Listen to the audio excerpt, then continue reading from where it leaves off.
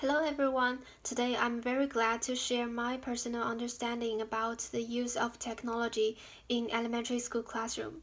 From my perspective, as this leadership committee is designed to promote effective implementation of technology in elementary school classroom, I think the first thing we need to do is to encourage all the new teachers share their own understandings about technology. From my perspective, educational technology means a combination of the various tools used to help improve students' learning effect and provide them with learning pleasure at the same time. There are many online educational tools which are available on the cell phone or computers. Some are funny, some are fancy, some are highly academic, some use just simple words which are very close to young children's life. As a main resource provider of young students, we should make a wise choice about implementing effective technologies in our teaching to help us teach better. In order to reach this goal, I think teachers should first think about our teaching objectives and the level of our students. We should make sure that we do not get controlled by the various technologies and get lost in our process of making choice. We should keep in mind that the educational tools are a service used to improve teaching, so teaching first, technology second. We should keep all the technology tools under our control instead of being distracted by them and going away from our teaching objectives. As a new member of this technology leadership committee, I am pretty willing to share my personal skills on implementing technology into my teaching practice. I think it is not difficult for us to find an educational tool and connect it with our teaching content, but it is hard for us to assess our teaching effect with the help of the technology. We often get lost and be ambiguous about to what extent can technology make some good or bad impact on our teaching practice. To solve this problem, I think we may try to look for some standards about the use of technology in the field of teaching. In Florida, I think the ISTE standard is a good way to help teachers get clear about the basic but important elements of a technology integrated lesson and the final goal of technology integrated teaching. I think teachers can both use this standard as a reference before they make their lesson plan or make a self-reflection after they teach. Before they teach, they can think about how they can engage students into technology-friendly learning experiences. They may think about how to enhance students' learning achievement by implementing technology with their teaching activities, and help the young technology users to connect technology with their life out of school to realize the meaningful extension. To sum up, I think technology is not something new, and I think educational technology is designed for teaching. We should choose the appropriate standards as criteria to guide, monitor, and assess our teaching and learning effect. Thank you.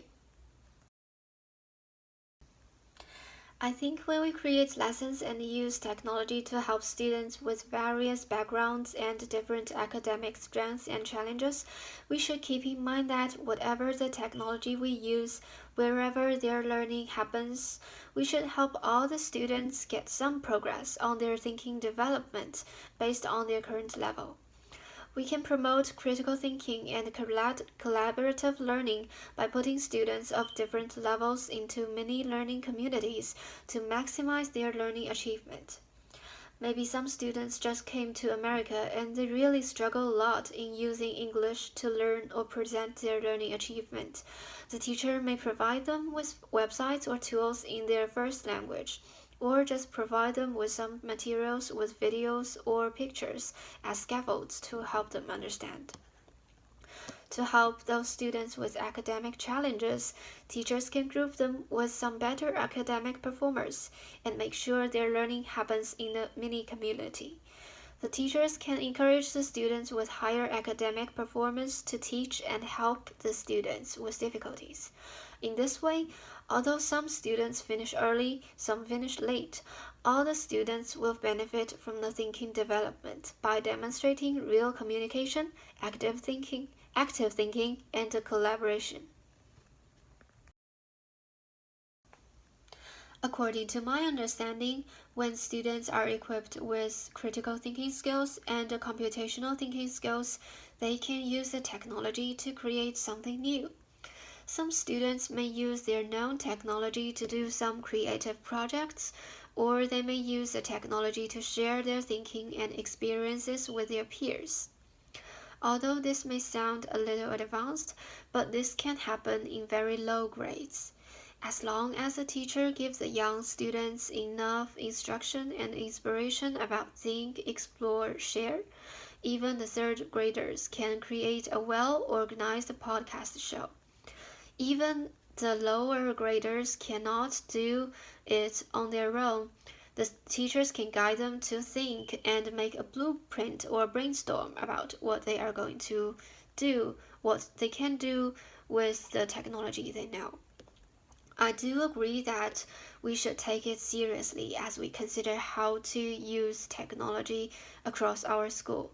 Because when students become designers, makers, and producers with technology, they are using the technology to do problem solving and meaningful explorations.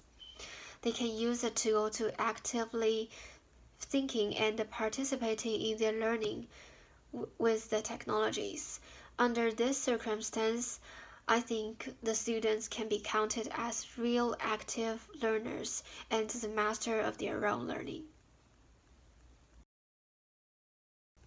I think global education is very important for young learners because in this information era, all the students need to get a well-rounded understanding about both themselves and the world around them.